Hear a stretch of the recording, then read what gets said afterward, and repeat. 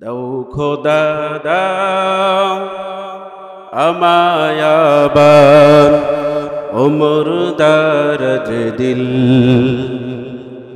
দাও খোদা দাও আমায় আবার ওমর দারাজ দিল। দাও আলীর মতো বীর সেনানী, দাও আলীর মতো বীর সেনানী, জগতে নিখিল। দাও খোদা দাও আমায় আবার ওমর দারাজ দিল। আমার সাথে সবাই পড়ে, দাও খোদা দাও আমায় আবার ওমর দারাজ দিল। দাও আলীর মতো বীর সেনানী, আলীর মতো বীর সেনানী, জগতে নিখিল। দাও খোদা দাও আমায় আবার ওমর দারাজ দিল। দাও খোদা দাও আমায় আবার ওমর দারাজ দিল। যারা জান্নাতে গিয়েছে তারাই হয়েছে সফল, যারা জাহান্নামে গিয়েছে তারা হয় নাই সফল। এজন্য রব্বুল আলামিন সূরাতুল হাশরের 20 নম্বর আয়াতে বলেন, লা ইস্তাউই আসহাবুন নারি ওয়া আসহাবুল জান্নাহ, আসহাবুল জান্নাতি হুমুল ফাইজুন। সফল হয়েছে তারা যারা জান্নাতে গিয়েছে, জাহান্নামে যারা গিয়েছে তারা কোনোদিন সফল হয় নাই।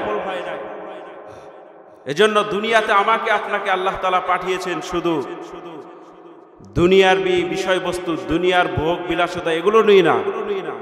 আল্লাহ তাআলা আমাকে আপনাকে পাঠিয়েছে আখিরাতের চিন্তা ভাবনা। মুমিন বান্দারা কেমন হবে? মুমিন বান্দাদের আল্লাহ তাআলা পরীক্ষা নেবেন। আল্লাহ তাআলা বলেন, মুমিন বান্দার আমি পরীক্ষা নেব, বিভিন্ন পন্থায় মুমিন বান্দার আমি পরীক্ষা নেব। তোমরা হতাশ হয়ো না। তোমরা যদি হতাশ হয়ে আমার থেকে তোমরা মুখ ফিরিয়ে অন্য কোথাও মুখ নিয়ে যাও, আমি রব্বুল আলামিন তোমাদেরকে পথভ্রষ্টর মধ্যে আমি লিপ্ত করে দেব। তাহলে দেখেন, আমি একটা কথা বলি, কয়েকটা উদাহরণ তুলে ধরবো আমি আপনাদের সামনে, যে বান্দার আল্লাহ তাআলা যে ভালো চান। আমার আপনার একটা কোনো কাজ করলে, কোনো ব্যক্তি যদি কোনো কাজ করে, ওই কাজের প্রতিদান স্বরূপই তাকে দিই, কিন্তু তার কোনো ভালো চায় না, কিন্তু সেইভাবে চায় না। কিন্তু আল্লাহ তাআলা আমার দ্বারা আপনার দ্বারা কাজ নেবেন এবং সে চেষ্টা থাকবে সে যেন এই কাজ থেকে গাফেল না হয়ে যায়, সে যেন এই কাজটা পরিপূর্ণ করে যেন জান্নাতে যায়। এটা আল্লাহ তাআলার চেষ্টা এবং প্রচেষ্টা। মুসলিমের বর্ণনা 2565 নম্বর হাদিস, قال رسول الله صلى الله عليه وسلم, আল্লাহ তাআলা বলেন, বিশ্বনবী সাল্লাল্লাহু আলাইহি ওয়াসাল্লাম বলেন, তুফতাহু আবওয়াবুল জান্নাতি ইয়াওমাল ইসনাইনি ওয়া ইয়াওমাল খামিস। আমি আপনাদের সামনে কয়েকটা বিষয় তুলে ধরব, এর মধ্যে থেকে আমি কয়েকটা বিষয় হাদিস থেকে বলবো। আল্লাহ তাআলা যে বান্দাকে মাফ করে দেন, বান্দাকে মাফ করে দেওয়ার জন্য সব সময় আল্লাহ যে প্রস্তুত থাকেন, বান্দাকে জান্নাতে নেওয়ার জন্য সব সময় প্রস্তুত থাকেন। এই কয়েকটা বিষয় আপনাদের সামনে তুলে ধরব। এর মধ্যে আমি একটা হাদিস বললাম মুসলিমের বর্ণনায়, এই হাদিসটা 2565 নম্বর হাদিস। বিশ্বনবী সাল্লাল্লাহু আলাইহি সাল্লাম বলেন, তুফতাহু আবওয়াবুল জান্নাতি ইয়াওমাল ইসনাইনি ওয়া ইয়াওমাল খামিস। বান্দাদেরকে আল্লাহ তাআলা মাফ করে দেওয়ার জন্য সাপ্তাহিক দিনগুলোর মধ্যে থেকে 2টা দিন মাফ করে দেন। একটা হচ্ছে সোমবার আর একটা হচ্ছে বৃহস্পতিবার। এই 2টা দিনে বান্দাকে মাফ করে দেওয়ার জন্য আল্লাহ তাআলা জান্নাতের সমস্ত দরজা খুলে দেন। সুবহানাল্লাহ। জান্নাতের সমস্ত দরজা খুলে দেন। এখন আসেন, কোন কোন ব্যক্তিদেরকে মাফ করে দেন আর কোন কোন ব্যক্তিদেরকে মাফ করেন না, এটা আমাদের জানা জরুরি আছে না নাই?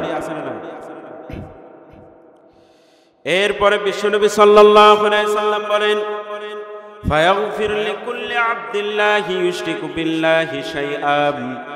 আল্লাহ তাআলা সোমবার এবং বৃহস্পতিবারে জান্নাতের সমস্ত দরজা খুলে দেওয়ার পর আল্লাহ তাআলা ওই সমস্ত বান্দাদেরকে মাফ করে দেন যারা ফায়াগফির লিকুল্লি আবদিল্লাহি ইউশরিকু বিল্লাহি শাইআন, যারা আল্লাহ তাআলার সাথে শিরক করে নাই, শিরিক মুক্ত ইবাদত করেছে, ইল্লা তবে ইশরিকু বিল্লাহি শাইআন, যারা আল্লাহ তাআলার সাথে শিরিক করে নাই তাদেরকে আল্লাহ তাআলা মাফ করে দেন। অঢেল ধরে আল্লাহ তাআলা এই দুইটা দিন সোমবার এবং বৃহস্পতিবারে আল্লাহ তাআলা বান্দাদেরকে মাফ করে দেন, ইল্লা তবে। এরপরে আরেকটা পদ্ধতি হচ্ছে, আরেকটা প্রকার হচ্ছে, দ্বিতীয় নাম্বার প্রকার হচ্ছে আল্লাহ তাআলা ওই বান্দাকে মাফ করে না। বিশ্বনবী সাল্লাল্লাহু আলাইহি সাল্লাম বলেন, ইল্লা রাজুলাত কানাত বাইনাহু ওয়া বাইনা আখিহি শাহনান, কোন ব্যক্তি যদি একে অপরের মধ্যে হিংসা বিদ্বেষ সৃষ্টি করে দেয়, পরস্পরের মধ্যে, অথবা এক ভাই আরেক ভাইয়ের মধ্যে হিংসা বিদ্বেষ আছে, ফায়ুকালু আনজিরু হাদাইনি হাত্তা ইয়াসতালিহা, যতক্ষণ পর্যন্ত তারা পরস্পরে মীমাংসা না হবে, পরস্পরের মধ্যে ওই ভাই যতক্ষণ মিল মহব্বত সৃষ্টি না করে দিবে, ততক্ষণ পর্যন্ত আল্লাহ তাআলা এদেরকেও মাফ করে না। তাহলে এই হাদিস থেকে জানলাম, মুসলিম শরীফের 2565 নম্বর হাদিস থেকে জানলাম যে আল্লাহ তাআলা বান্দাকে যে মাফ করে দেন, মাফ করে দেওয়ার জন্য সব সময় যে প্রস্তুত থাকে। সাপ্তাহিক দিনের মধ্যে দুইটা দিন, সেটা হচ্ছে সোমবার এবং বৃহস্পতিবার, এই দুইটা দিনে যে বান্দাকে মাফ করে দিবেন আল্লাহ তাআলা, ওই সমস্ত বান্দাদেরকে মাফ করে। শুধু দুই ধরনের ব্যক্তিকে মাফ করে না। দুই ধরনের ব্যক্তি কোনটা? যে আল্লাহ তাআলার সাথে শিরিক করে, দ্বিতীয় নাম্বার যে পরস্পর ভাইয়ের মধ্যে কি হিংসা বিদ্বেষ সৃষ্টি করে দেয়, এই সমস্ত ব্যক্তিদেরকে আল্লাহ তাআলা এই দুইটা দিন মাফ করে না। এবং সোমবার এবং বৃহস্পতিবারে আল্লাহ তাআলা জান্নাতের সমস্ত দরজা খুলে দেন। তাহলে আমার আপনার কি শিরিক মুক্ত ইবাদত বন্দেগী করার দরকার আছে না? অবশ্যই আছে। আল্লাহ তাআলা যে বান্দাকে মাফ করে দেওয়ার জন্য সব সময় প্রস্তুত। বান্দাকে কিভাবে মাফ করে দেওয়া যাবে? বান্দা যেন আমার থেকে গাফেল না হয়ে যায়, বান্দা যেন আমার থেকে মুখ ফিরিয়ে না নেয়, আল্লাহ তাআলা সাপ্তাহিক ভাবে বান্দাকে মাফ করে দেওয়ার জন্য প্রস্তুত। এরপরে বান্দা যখন আল্লাহ তাআলার কাছে তওবা করে, আল্লাহ তাআলা বান্দা মাফ করে দেন। তওবা হচ্ছে এমন একটা জিনিস, কোন ব্যক্তি যদি তওবার মতো তওবা করে, তাওবাতান নাসুহা, কোন ব্যক্তি যদি উত্তম পন্থায় তওবা করে, রব্বুল আলামিন বলেন ওই বান্দাকে আমি মাফ করে দিব। তাহলে আল্লাহ তাআলা বান্দাকে মাফ করে দেওয়ার জন্য সব সময় প্রস্তুত। এখন আসেন, আমরা সাপ্তাহিকভাবে জানলাম যে বান্দাকে মাফ করে দেওয়ার জন্য আল্লাহ তাআলা সাপ্তাহিকভাবে দুইটা দিন মাফ করে, সেটা হচ্ছে সোমবার এবং বৃহস্পতিবার, দুইটা দিন মাফ করে। তবে দুই ব্যক্তিকে মাফ করে না যারা আল্লাহ তাআলার সাথে শিরিক করে, আর একটা হচ্ছে পরস্পরের ভাইয়ের মধ্যে কি হিংসা বিদ্বেষ তৈরি করে দেয়। বান্দাকে মাফ করে দেওয়ার জন্য আল্লাহ তাআলা বছরগতভাবেও বান্দাকে মাফ করে দেওয়ার জন্য সারা বছর যত গুনাহ করেছে সে যেন গুনাহ থেকে পরিতৃপ্ত হয়ে আমার রাস্তায় ফিরে আসে। আল্লাহ তাআলার চেষ্টা প্রচেষ্টা সব সময় যেন তিনি বছরগতভাবে বান্দাকে মাফ করে দেওয়ার জন্য প্রস্তুত আছেন। বুখারীর বর্ণনা 3277 নম্বর হাদিসের বর্ণনা, قال رسول الله صلى الله عليه وسلم, বিশ্বনবী সাল্লাল্লাহু আলাইহি সাল্লাম বলেন, ইযা দাখালা রমাদান, যখন রমজান মাস শুরু হয়, ফুতিহাত লাহু আবওয়াবুল জান্নাতি সামানিয়া, জান্নাতের 8টা দরজা, সবগুলো দরজা খুলে দেওয়া হয়। অগুল্লিকাত আবওয়াবুন নার, জাহান্নামের সবগুলো দরজা বন্ধ করে দেওয়া হয়। ওয়া সুলসিলাতিশ শায়াতিন, শয়তানগুলোকে আটক করা হয়। এই হাদিস থেকে জানলাম, বুখারীর বর্ণনা থেকে জানলাম, 3277 নম্বর হাদিস থেকে জানলাম যে আল্লাহ তাআলা যখন বান্দাকে মাফ করে দেন, সাপ্তাহিকভাবে আগের হাদিস থেকে জেনেছি, সাপ্তাহিকভাবে বান্দাকে মাফ করে দেওয়ার জন্য 2টা দিন আল্লাহ নির্ধারিত করেছেন। কিন্তু যদি বান্দা তারপরেও মাফ না পায়, যদি আল্লাহর দিকে সে ধাবিত না হয়, আল্লাহ তাআলা সর্বশেষ চেষ্টা বছরগতভাবে, সেটা হচ্ছে রমজান মাস আমাদেরকে দেন, যেটা আমাদের সামনে আসতেছে রমজান মাস। রমজান মাস যখন শুরু হয়ে যায়, আল্লাহ তাআলা জান্নাতের সমস্ত দরজাগুলো খুলে দেন এবং শয়তানগুলোকে আটক করে জাহান্নামের দরজাগুলো বন্ধ করে দেন। আল্লাহ তাআলা বলেন, রমজান মাস পাওয়ার পরেও যেই বান্দা গুনাহ মাফ না করাইতে পারলো, তার মতো আর হতভাগা কেউ নাই। তাহলে বান্দাকে যে মাফ করে দেওয়ার জন্য আল্লাহ তাআলা সব সময় প্রস্তুত। আমি আপনি এর দিকে যদি খেয়াল করি, আল্লাহ তাআলা বলেন, কোন বান্দা যদি আমার কাছে দুহাত তুলে সে যদি তওবা করে, দু চোখের ফোঁটা যদি পানি, এক ফোঁটা পানি ফালায় যদি আমার কাছে বলে, রব আমি তোমার কাছে তওবা করতেছি, আর আমি জীবনে গুনাহ করব না, আল্লাহ তাআলা সাথে সাথে ওই বান্দাকে মাফ করে দেন। তাহলে রবের কাছে ক্ষমা চাইতে আমি আপনি কি লজ্জাবোধ করব? যে যত বড়ই গুনাহ করুক না কেন, আল্লাহ তাআলা তাকে কি মাফ করে দিবে। আমরা হতাশ হব না। বান্দা মাফ পাওয়ার জন্য সে অন্য কোথাও অথবা অন্য বিষয়বস্তুর জায়গায় চলে যায়। অনেকের কাছে যায় যে কোনো বিষয়ে প্রয়োজন হলে তার কাছে যায়। কেউ যদি তার উপকার করে, সে বলে যে অমুক ভাই যদি না থাকতো আজকে আমার এত টাকা উপার্জন করে, মানে এত বড় যে সে উপকার করেছে, যদি সে না থাকতো তাহলে আজকে আমার কি হতো। যদি এর পাশাপাশি আমি আপনি মানুষের কয়েকটা শিরিক আছে, কথার শিরিক, চলার শিরিক, আল্লাহ বাদে অন্য কাউকে শরীক করা, এটাও শিরিক। শিরিক কয়েক প্রকার আছে, শিরকুল আসগর, শিরকুল আকবার, ছোট শিরিক এবং বড় শিরিক, 2 ধরনের শিরিক আছে। এগুলো শিরিক আমরা এই যে কথায় কথায় শিরিক করে ফেলি, কথার মাধ্যমে আমার আপনার শিরিক হয়ে যায়। যেমন আমি বলি যে আজকে যদি আমি এত বড় বিপদে পড়েছি, অমুক ভাই আজকে আমাকে উদ্ধার করেছে ওই বিপদ থেকে, সে যদি না থাকতো তাহলে আমাকে বাঁচানোর মতো কেউ থাকতো, ওই বিপদ থেকে সে রক্ষা করার মতো কেউ থাকতো না। এই যে একটা কথা। যদি এর পাশাপাশি আমি আপনি কি বলতাম যে অমুক ব্যক্তি, আল্লাহ তাআলা চেয়েছে অমুক ব্যক্তির মাধ্যমে আমাকে তার দ্বারা উপকার করাইবেন, সেই হিসাবে আমি তার দ্বারা উপকার পেয়েছি। আল্লাহ তাআলার উসিলা মাফ করেন, আল্লাহ তাআলা বান্দাকে মাফ করে দেওয়ার জন্য সব সময় প্রস্তুত। দেখেন, আমি আপনি 5 ওয়াক্ত নামাজ পড়ি, তো 5 ওয়াক্ত সালাতের নামাজের আগে কি ওযু করি না? ওযু তো করি। বান্দাকে যে মাফ করে দিবে আল্লাহ তাআলা, পথে পথে আল্লাহ তাআলা রাস্তা খুলে দিয়েছে। মুসলিম শরীফের 234 নম্বর হাদিস। এই হাদিসে রাসূল সাল্লাল্লাহু আলাইহি সাল্লাম বলেন, মা মিন উম্মিন আহাদিন ইয়াতাওয়াদ্দাউ সুম্মা ইয়াকুলু আশহাদু আল্লা ইলাহা ইল্লাল্লাহ ওয়া আশহাদু আন্না মুহাম্মাদান আবদুহু ওয়া রাসূলুহু। কোন ব্যক্তি যদি 5 ওয়াক্ত ফরজ সালাতের আগে যেই ওযুটা করে, এই ওযু করার পরে কোন ব্যক্তি যদি এই কালেমাটা পড়ে, কোন কালেমা? আশহাদু আল্লা ইলাহা ইল্লাল্লাহ ওয়া আশহাদু আন্না মুহাম্মাদান আবদুহু ওয়া রাসূলুহু, ইল্লা ফুতিহাত লাহু আবওয়াবুল জান্নাতি সামানিয়া। বিশ্বনবী সাল্লাল্লাহু আলাইহি সাল্লাম বলেন, ওই ব্যক্তির জন্য জান্নাতের দরজা, সাথে সাথে জান্নাতের 8টা দরজা খুলে দেওয়া হয়। ইয়াদখুলু মিন আইয়িহা শাআ। কিয়ামতের দিন আল্লাহ তাআলা ওই বান্দাকে বলবে যে, যাও বান্দা, তোমাকে আজকে অনুমতি দিয়া দিলাম, জান্নাতের যে কোনো দরজা দিয়ে তুমি জান্নাতে প্রবেশ করো।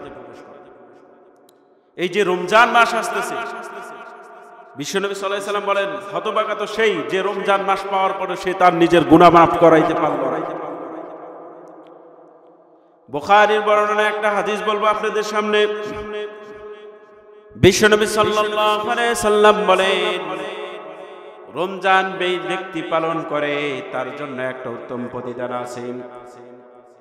বিশ্বনবী সাল্লাল্লাহু আলাইহি সাল্লাম বলেন, ইন্না ফিল জান্নাতি সামানিয়াতা আবওয়াব, যেই সমস্ত ব্যক্তিরা রমজানের রোজাগুলো সঠিকভাবে আদায় করেছে, ইন্না ফিল জান্নাতি সামানিয়াতা আবওয়াব মিনহা বাবুন ইউসাম্মা রায়্যান, জান্নাতের মধ্যে এমন একটা গেট আছে যেই গেটের নাম হচ্ছে রায়্যান। এই রায়্যান গেটে ওই ব্যক্তি প্রবেশ করতে পারবে, মান দাখালাহু লাম ইয়াজমা আবাদান, ওই ব্যক্তি প্রবেশ করতে পারবে, লা ইয়াদখুলুহু ইল্লা সায়িমুন, যেই ব্যক্তি রমজানের রোজাগুলো সঠিকভাবে আদায় করেছে। রমজানের রোজাগুলো যেই ব্যক্তি সঠিকভাবে আদায় করেছে, পরিপূর্ণভাবে, লোক দেখানো কোনো রোজাও রাখে নাই, লোক দেখানো কোনো ইবাদত বন্দেগীও করে, ওই ব্যক্তিকে আল্লাহ তাআলা কিয়ামতের দিন এমন একটা জান্নাত দান করবে, যেই জান্নাতের নাম থাকবে রায়্যান। ওই রায়্যান গেট দিয়ে যেই ব্যক্তি একবার প্রবেশ করবে, তার চিরকালের জন্য আল্লাহ তাআলা গলার তৃষ্ণা মিটিয়ে দিবে। তাহলে রমজানের রোজা বান্দাকে যে আল্লাহ মাফ করে দিবেন, দেখেন শেষ রাতে দিনগতভাবে যদি আমি আপনি ধরতে যাই যে বান্দাকে মাফ করে দেওয়ার জন্য যে আল্লাহ তাআলা ডাকে না, প্রত্যেকটা দিন চলে যায় রাত্রের শেষ প্রহরে রব্বুল আলামিন নিজ আসমানে এসে, সর্বনিচ আসমানে এসে বান্দাকে ডাকতে থাকে, কে আছো, আমার কাছে চাও, আমি তাকে মাফ করে দেব। কে আছো, আমার কাছে চাও, আমি তাকে মাফ করে দেব। আল্লাহ তাআলা এভাবে ডাকতে থাকে, প্রত্যেকটা বান্দাকে ডাকতে থাকে। কে আছো, গুনাহ করেছো, আমার কাছে তওবা করো, আমি রব্বুল আলামিন মাফ করে দেব। তাহলে বান্দাকে মাফ করে দেওয়ার জন্য রাতগত, অর্থাৎ বছরের 365 দিন যেটা আছে, 65 দিন পার হওয়ার পর 65টা যে রাত আছে, এই রাতে আল্লাহ তাআলা বান্দাকে মাফ করে দেওয়ার জন্য শেষ আসমানে এসে বান্দাকে ডাকতে থাকে। আমি আপনি কি শুধু উদাসীন, আল্লাহ তাআলা থেকে মুখ ফিরে নিয়ে অন্য কোথাও পথ প্রদর্শন তালাশ করি? সাইয়েদনা ওমর ফারুক রাদিয়াল্লাহু তাআলা আনহু বলেন, আল্লাহ তাআলা আমাদের এমন এক জাতি, এমন এক ধর্ম দিয়েছে যেই ধর্ম নিয়ে আমরা আনন্দিত। নাহনু কওমুন আযযালাল্লাহু তাআলা বিল ইসলাম ফাইন ইবতাগাইনাল ইজ্জাতা বিগাইরিহি আদাল্লাল্লাহ। আল্লাহ তাআলা আমাদের এমন এক ধর্মে কবুল করে নিয়েছেন, জন্ম দিয়েছেন, যেই ধর্মটা আমরা পালন করলে এ জগতেও আমরা উত্তম প্রতিদান পাবো, পরকালেও প্রতিদান পাবো। যদি কোনো ব্যক্তি ধর্মকে অবহেলা অবজ্ঞা করে অন্য কোথাও সম্মান পথ প্রদর্শন তালাশ করে, তাহলে উলাইকা হুমুল খাসিরুন, ওই ব্যক্তি হবে ক্ষতিগ্রস্তদের অন্তর্ভুক্ত। সে হবে কি? ক্ষতিগ্রস্তদের মধ্যে অন্তর্ভুক্ত। এজন্য রব্বুল আলামিন বলেন, আল্লাযীনা ইয়াকুদুনা আহদাল্লাহি মিন বা'দি মিসাকিহি ওয়া ইয়াকতাউনা মা আমারাল্লাহু বিহি ওয়া ইফসিদুনা ফিল আরদ। রব্বুল আলামিন বলেন, কোন ব্যক্তি যদি আমি তাকে যেই অঙ্গীকার দিয়েছি, কিন্তু অঙ্গীকার দিয়েছি দুনিয়াতে যাওয়ার পরে, ওই ব্যক্তি যদি অঙ্গীকারকে অস্বীকার করে, উলাইকা হুমুল খাসিরুন, ওই ব্যক্তিকে আমি ধ্বংসের মধ্যে লিপ্ত করব। ওই ব্যক্তি ক্ষতিগ্রস্তদের মধ্যে শামিল হবে যদি সে আল্লাহ তাআলার কৃত অঙ্গীকারকে ভঙ্গ করে। ওয়াদা যেটা আমরা দিয়ে আসছি রূহের জগতে, আল্লাহ তাআলার কাছে ওয়াদা দিয়ে আসছি। আমি আপনি দোয়া করি, নিজের ভালোর জন্য দোয়া করি, আল্লাহ তাআলার কাছে দুহাত তুলে দোয়া করি, রব্বুল আলামিন আপনি আমাকে টাকা পয়সা দান করেন, সুখ শান্তি দান করেন, স্ত্রী কন্যা যা আছে সকলকে সুস্থতা দান করেন। কিন্তু আমি আপনি কোন সময় নিজের জন্য, নিজের ভালোর জন্য দোয়া করি না। দুনিয়াতে থাকা অবস্থায় শুধু অর্থের জন্য আমরা দৌড়, টাকা পয়সার পিছনে আমি আপনি এই যে দৌড়াতে থাকি, কিন্তু বিশ্বনবী সাল্লাল্লাহু আলাইহি সাল্লাম বলেন, তোমাদের ভাগ্য তাকদীর নির্ণয় করে দোয়ার উপর। তোমরা যদি দ্বীনের পথে ফেরত আসো, তাহলে আল্লাহ তাআলা তোমাদেরকে পরিপূর্ণতা, স্বাচ্ছন্দ্যময় দান করবে। আমরা কোথায় কোন জায়গায় সম্মান খুঁজি জানেন? দুনিয়ার বড় বড় যারা লোক থাকে তাদের পিছনে ঘুরি, তাদের কাছে কিছু টাকা পয়সা পাইলে দেখা যায় যে সেখানে আমরা সম্মান খুঁজতে যাই, তার পিছনে ঘুরি। কিন্তু রাসূল সাল্লাল্লাহু আলাইহি ওয়াসাল্লাম বলতেছে তোমরা দ্বীনের পথে আসো, ইসলামকে অনুসরণ করো, তোমাকে আল্লাহ তাআলা দুনিয়াও দিবেন আখিরাতও দিবেন।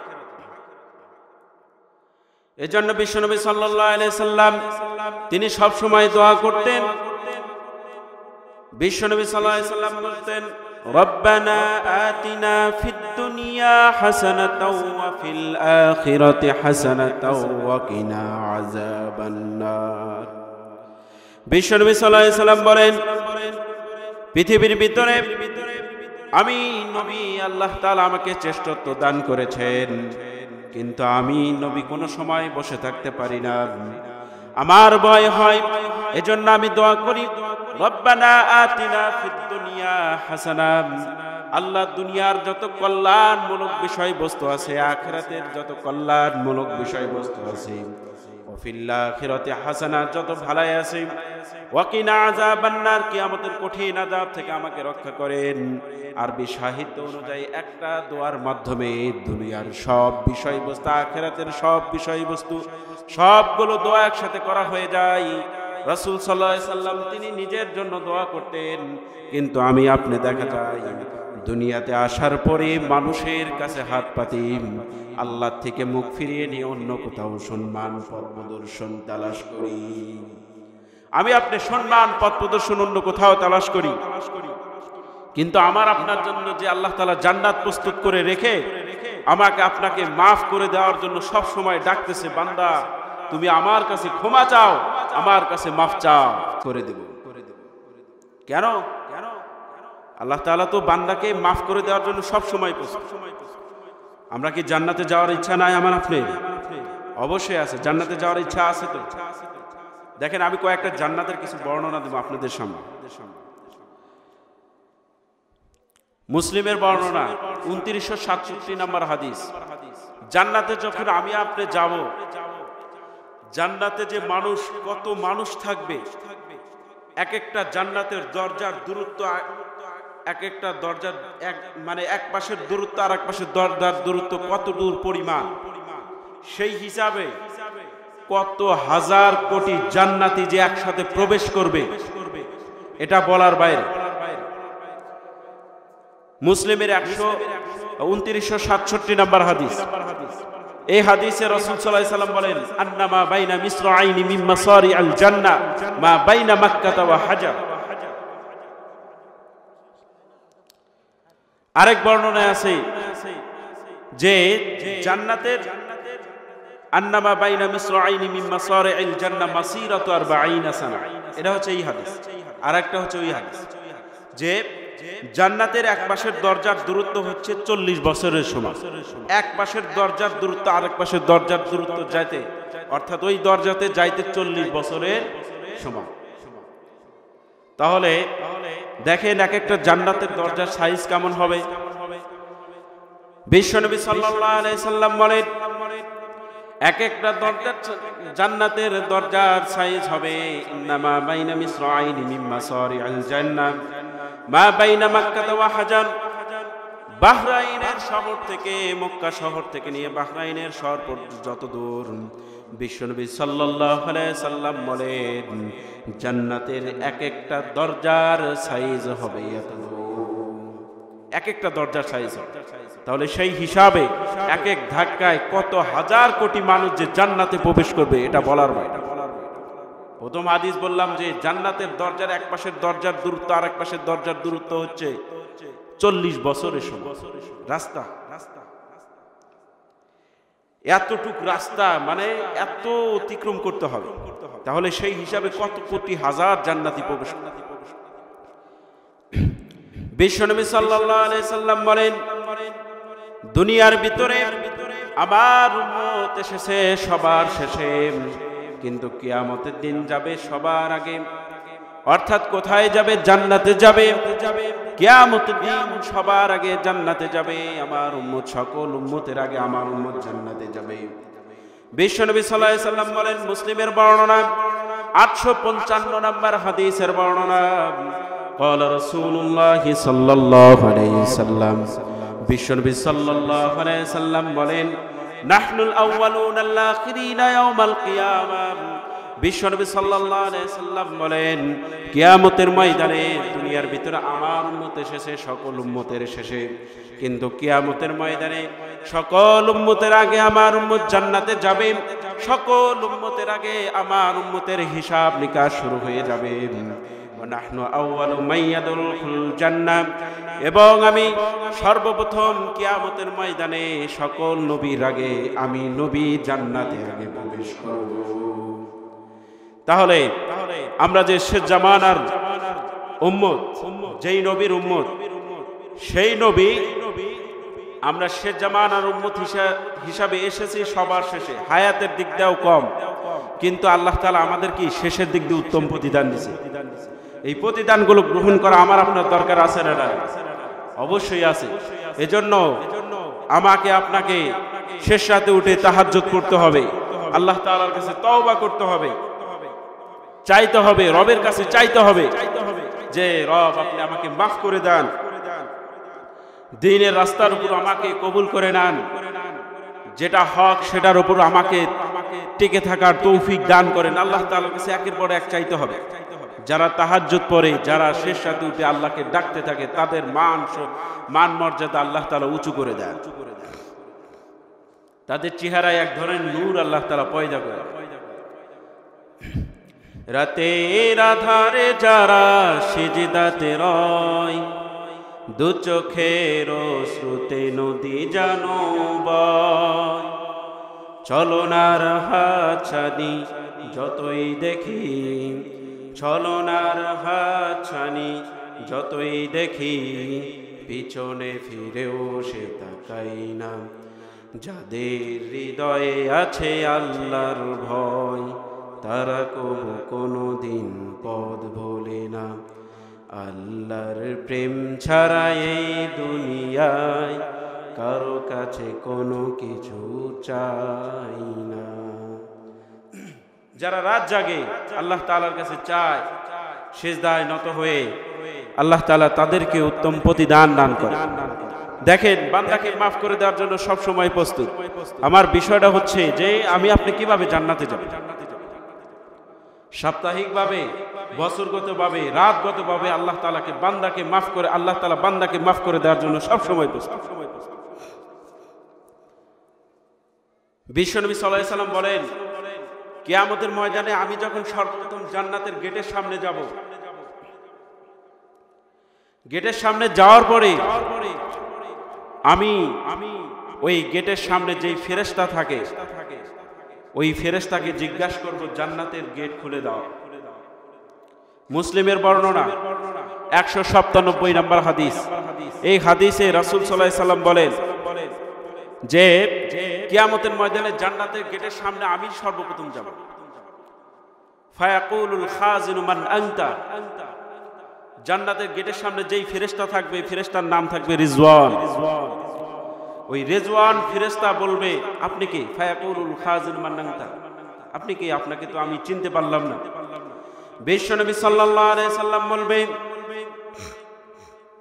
আমি তো সেই আনা মুহাম্মদ সাল্লাল্লাহু আলাইহি সাল্লাম, সেই পয়গম্বর যেনাকে আল্লাহ তাআলা আখিরি জামানার নবী হিসাবে পাঠিয়েছেন, শ্রেষ্ঠত্ব দান করে পাঠিয়েছিলেন আমাকে। আমি তো সেই পয়গম্বর, আনা মুহাম্মদ সাল্লাল্লাহু আলাইহি সাল্লাম। ওই জান্নাতের গেট দারনের ফেরেশতা রিজওয়ান বলবে, বিকা উমিরতু লা আফতাহু লি আহাদিন ক্বাবলাকা, আল্লাহ তাআলা আপনার ব্যাপারে আমাকে বলেছিল, পৃথিবীর ভিতরে যতগুলো নবী এসেছে, পয়গম্বর এসেছে, সিদ্দিকিন, শুহাদা যাই থাকুক না কেন, তারা যদি সেই জান্নাতের দরজার গেটের সামনে এসে যদি পরিচয় দেয়, তাদের জন্য তুমি জান্নাতের গেট খুলবে না। শুধু আপনি আসার সময় আপনার পরিচয়, আপনি যদি আসেন সাথে সাথে যেন আমি জান্নাতের গেট খুলে দেই। তাহলে আমাদের নবী না ঢোকা পর্যন্ত কেউ জান্নাতে ঢুকতে পারবে না কিয়ামতের হিসাব নিকাশের পর। হাদিস থেকে জানলাম যে আল্লাহ তাআলা আমাকে আপনাকে যে শেষ জামানার উম্মত হিসাবে কবুল করেছে, এটাই সৌভাগ্য। কিয়ামতের ময়দানে যারা জান্নাতে যাবে, প্রথম দল যারা জান্নাতে যাবে, তাদের চেহারা কেমন হবে? বিশ্বনবী সাল্লাল্লাহু আলাইহি সাল্লাম বলেন, কিয়ামতের ময়দানে যারা প্রথম জান্নাতে ঢুকবে তাদের চেহারা আল্লাহ তাআলা পূর্ণিমা চাঁদের মতো আলোকিত নূরান্বিত করে আল্লাহ তাআলা তাদেরকে জান্নাতে প্রবেশ করায়া দিবে। যারা জান্নাতে প্রবেশ করবে সর্বপ্রথম তাদেরকে আল্লাহ তাআলা পূর্ণিমা চাঁদের মতো আলো করে উজ্জ্বল করে তাদেরকে জান্নাতে প্রবেশ করায়। এরপরে বিশ্বনবী সাল্লাল্লাহু আলাইহি সাল্লাম বলেন, যারা দ্বিতীয় দল যখন জান্নাতে প্রবেশ করবে, আমার উম্মতের মধ্যে থেকে দ্বিতীয় দল যখন জান্নাতে প্রবেশ করবে, তাদেরকে আল্লাহ তাআলা আকাশের মধ্যে যেই নক্ষত্র উজ্জ্বল নক্ষত্র, যেই নক্ষত্রটা তারকা, সেই তারকার মতো উজ্জ্বল করে আল্লাহ তাআলা তাদেরকে জান্নাতে প্রবেশ করায়া দিবে। জান্নাতে প্রথম দল যখন প্রবেশ করবে তাদেরকে আল্লাহ তাআলা পূর্ণিমা চাঁদের আলোর মতো উজ্জ্বল করে পাঠাবে, এবং দ্বিতীয় দল যখন জান্নাতে প্রবেশ করবে তাদেরকে রব্বুল আলামিন আসমানের উপর যেই তারকাটা আছে, উত্তম তারকা, যেটা উত্তম, সেই উত্তম তারকার মতো উজ্জ্বল করে তাদেরকে জান্নাতে প্রবেশ করায় দেবে। আল্লাহ তাআলা আমাকে আপনাকে প্রথম দলের মধ্যে অন্তর্ভুক্ত করেন, বলেন আমিন। শেষ দল যারা জান্নাতে যাবে, সর্বশেষ যারা জান্নাতে যাবে, তাদের রাসূল সাল্লাল্লাহু আলাইহি সাল্লাম বলেন, শেষ যারা জান্নাতে যাবে সর্বশেষে, তারা ৭০,০০০ অথবা ৭ লক্ষ জান্নাতে যাবে। যারা সর্বশেষ জান্নাতে যাবে, একজন আরেকজনের হাত ধরে তারা জান্নাতে প্রবেশ করবে। তাহলে প্রথম দলের মধ্যে আমাকে আপনাকে থাকা জরুরি না?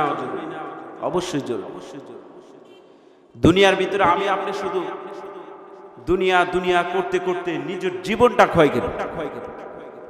পুরুষ মানুষ বিশেষ করে দুনিয়ার বিষয়বস্তু নিয়ে দুনিয়ার পিছনে লাগতে লাগতে শেষ সময় দেখা যায় যে আখিরাতের জন্য সে কিছুই করতে পারে, নিজের জীবনটা বন্ধ ক্ষয় করে ফেলে। অথচ দেখা যায় আল্লাহ তাআলা আমাকে আপনাকে পাঠিয়েছেন যেই উদ্দেশ্য করে, সেই উদ্দেশ্য হাসিলের জন্য আমি আপনি দৌড়াই না। কদ আফলাহাল মুমিনুন, সফল হয়েছে তারা যারা আল্লাযীনা, কদ আফলাহাল মুমিনুন আল্লাযীনা হুম ফি সালাতিহিম খাশিউন, সফল হয়েছে তারা, ঈমান এনেছে যারা, পরিপূর্ণ হয়েছে তারা, যারা বিশ্বাস স্থাপন করে। আরেক আয়াতে আল্লাহ তাআলা বলেন, কদ আফলাহা মান যাক্কাহা ওয়া কদ খাবা মান দাসসাহা, যারা নিজের আত্মাকে পরিশুদ্ধ করতে পেরেছে তারাই হয়েছে সফল। আত্মশুদ্ধ যাহাকে বল। জান্নাতি ব্যক্তিরা যখন জান্নাতে প্রবেশ করবে, বিশ্বনবী সাল্লাল্লাহু আলাইহি সাল্লাম বলেন, যারা জান্নাতে প্রবেশ করবে, জান্নাতি ব্যক্তিদেরকে যখন হিসাব নিকাশের পরে জান্নাতের দিকে হাঁকাইতে হাঁকাইতে নিয়ে যাবে ফেরেশতারা, বিশ্বনবী সাল্লাল্লাহু আলাইহি সাল্লাম বলেন, জান্নাতীরা আনন্দে উৎফুল্ল হয়ে জান্নাতের দিকে দৌড়াতে থাকবে। তারা দৌড়াতে দৌড়াতে প্রথম একটা গেট বাজবে। প্রথম একটা গেট বাজার পরে জান্নাতীরা বলবে, হয়তো এটাই জান্নাত, আমরা এখানেই থাকবো। জান্নাতীরা যখন জান্নাতের দিকে দৌড়াতে থাকবে, ফেরেশতারা তাদেরকে হাঁকাইতে হাঁকাইতে জান্নাতের দিকে নিয়ে যাবে। যাওয়ার পরে জান্নাতি ব্যক্তিরা প্রথম একটা গেট বাজবে, ওই গেটটা দেখার পরে জান্নাতীরা আনন্দিত উৎফুল্ল হয়ে যাবে। তারা এই ভাববে যে হয়তো এটাই জান্নাত, তারা ওখানেই খাওয়া দাওয়া শুরু করে দিবেন। ফেরেশতারা বলবে, চলেন চলেন, সামনে চলেন, এটা জান্নাত নয়, এটা জান্নাতের গেট, আপনারা সামনে চলেন। জান্নাতীরা দৌড়াতে দৌড়াতে আবার সামনে চলে যাবে।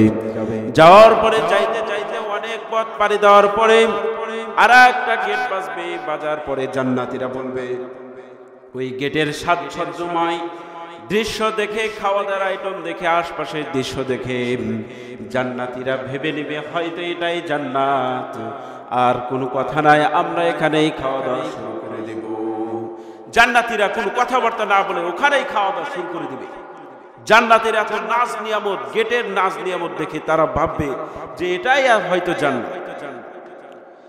ফেরেশতারা বলবে এটা জান্নাত নয়, চলেন চলেন সামনের দিকে আগান, এটা জান্নাত নয়। জান্নাতীদেরকে হাঁকাইতে হাঁকাইতে আবার সামনে নিয়ে যাবে। জান্নাতীদেরকে হাঁকাইতে হাঁকাইতে সামনে নিয়ে যাওয়ার পরে অনেক পথ পাড়ি দেওয়ার পরে জান্নাতীরা বলবে আর কত দূর, আর কত দূর। ফেরেশতারা বলবে এই তো সামনে, চলেন। ফেরেশতারা বলতে বলতে যখন প্রথম গেটে নিয়ে যাওয়া হবে, শেষ গেটে নিয়ে যাওয়া হবে, যখন সর্বশেষ গেটে তারা চলে যাবে, জান্নাতীরা ভাববে আর কোনো চিন্তা নাই, যেই গেটে আসছি সেই সর্বশেষ যেই গেটের নাজ নিয়ামত, এই গেটটা দেখার পরে তারা জান্নাতীতে একদম নিশ্চিত হয়ে যাবে যে এটাই হয়তো জান্নাত।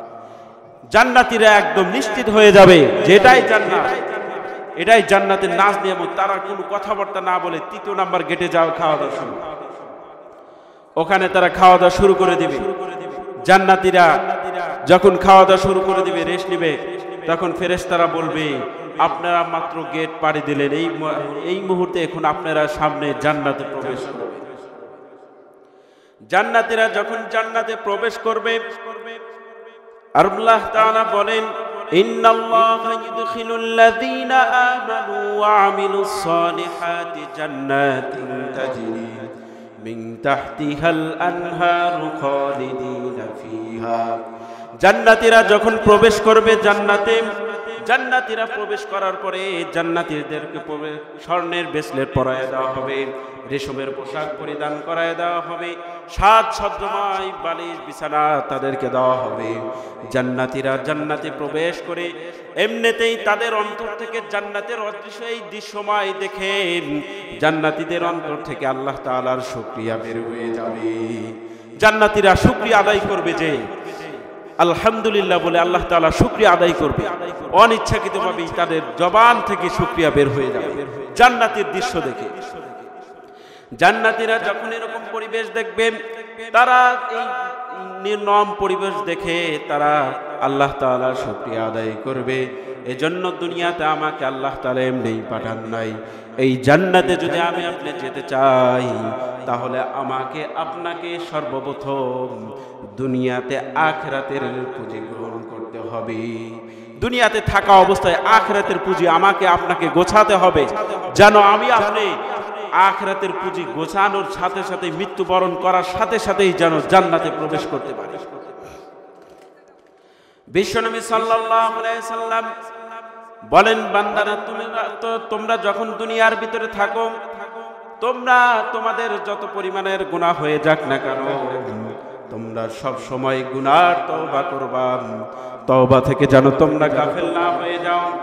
বিশ্বনবী সাল্লাল্লাহু আলাইহি সাল্লাম বলেন, মানুষের তাকদীরের কোনো চেঞ্জ হয় না, পরিবর্তন হয় না, কিন্তু কোনো ব্যক্তি যদি তার তাকদীরকে পরিবর্তন করতে চায়, চেঞ্জ করতে চায়, সে যেন একমাত্র তার তাকদীরকে পরিবর্তন করতে পারে দোয়ার মাধ্যমে। এজন্য বিশ্বনবী সাল্লাল্লাহু আলাইহি সাল্লাম বলেন, আত-তাকদীরু লা ইয়ারুদ্দু ইল্লা বিদ-দুআ। মানুষের তাকদীরের চেঞ্জ হয় না, পরিবর্তন হয় না, কিন্তু কোন ব্যক্তি যদি তার তাকদীরকে চেঞ্জ করতে চায়, পরিবর্তন করতে চায়, সে একমাত্র দোয়ার মাধ্যমে তার তাকদীরকে পরিবর্তন করতে পারবে। তাহলে বোঝা গেল যে আল্লাহ তাআলার কাছে মাফ চাইতে হলে আমার দোয়ার দরকার আছে না নাই? দোয়ার দরকার অবশ্যই আছে। আমি আপনি যদি বেশি বেশি দোয়া করি, কিয়ামতের দিন আল্লাহ তাআলা একদল বান্দাকে বলবে, এই অমুক বান্দা, যাও তোমাকে আমি মাফ করে দিলাম, তুমি জান্নাতে চলে যাও। ওই বান্দা চিন্তা করবে, দুনিয়াতে থাকা অবস্থায় আমি তো কত পাপ কাজ করেছি, আমি তো কত গুনার কাজ করেছি, আমি তো ঠিকমতো নামাজগুলো আদায় করি নাই, সেই হিসাবে আল্লাহ তাআলা আজকে আমাকে কেন মাফ করে দিলেন? সেই হিসাবে কেন আমাকে মাফ করে দিলেন? ওই বান্দাদের অন্তরে এই প্রশ্ন জাগবে। তখন তারা হুট করে প্রশ্ন করে বলবে, রব্বুল আলামিন, আমরা তো দুনিয়ার ভিতরে থাকা অবস্থায় তেমন কোনো ভালো আমল করি নাই, কিন্তু আজকে আপনি আমাদেরকে কেমন করে মাফ করে দিলেন।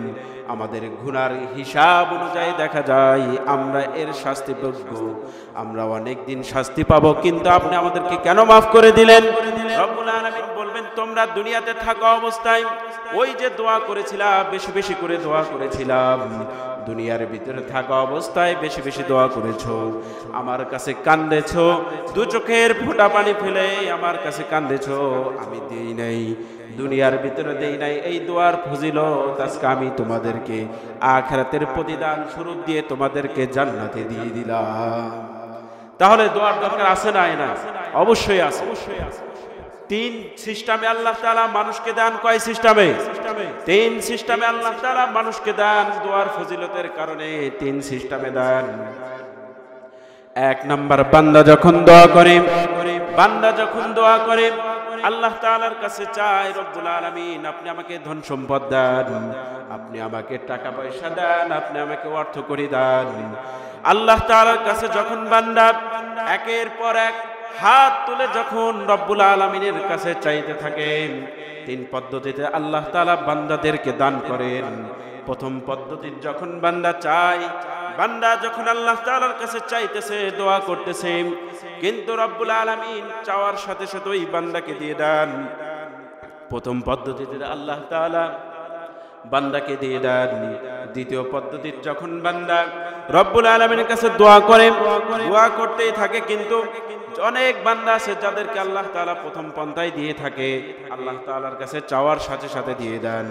কিন্তু আল্লাহ তাআলা প্রথম পন্থায় যখন কোনো বান্দাকে না দেন, দ্বিতীয় পন্থায় দিয়ে থাকে। দুনিয়ার ভিতরে থাকা অবস্থায় যখন আপনি আল্লাহ তাআলার কাছে চান, রব্বুল আলামিন আপনি আমাকে টাকা পয়সা দান, অর্থ করি দান, আপনি আমার হায়াতের ভিতরে বরকত দান করেন, আমার উপর থেকে রোগ বালা মুসিবত বিভিন্ন পন্থা হেফাজত করেন, এগুলো বিষয় নিয়ে যখন রব্বুল আলামিনের কাছে দোয়া করেন, আল্লাহ তাআলা প্রথম পন্থায় দেয় না, ওই বান্দাকে দ্বিতীয় পন্থায় কোন সময় দেয়?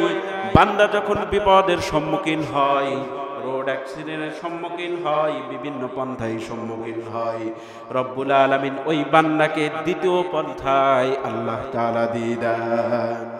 তাহলে প্রথম পন্থায় বান্দাকে দেন না, প্রথম পন্থায় চাওয়ার সাথে সাথে বান্দাকে দিয়ে দেন, বান্দা যা চায় সাথে সাথে দেন। কিন্তু যখন প্রথম পন্থায় অনেক বান্দাকে দেন না, ওই দ্বিতীয় পন্থায় দেয়, প্রথম পন্থায় না দিয়ে দ্বিতীয় পন্থায় দেয়, যেটা যখন বান্দা বিপদের সম্মুখীন হয়, কোনো বিপদের সম্মুখীন।